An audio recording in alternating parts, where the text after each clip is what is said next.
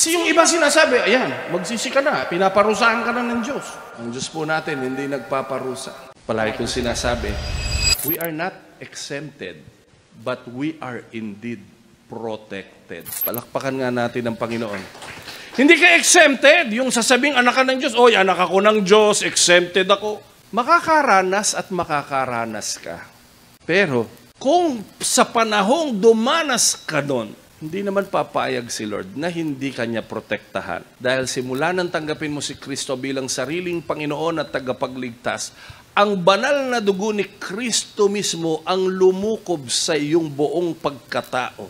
Kaya sa totoo, ang labanan ngayong panahon na to, hindi padamihan ng pera, hindi pagalingan. Ang labanan ngayon, patapatan.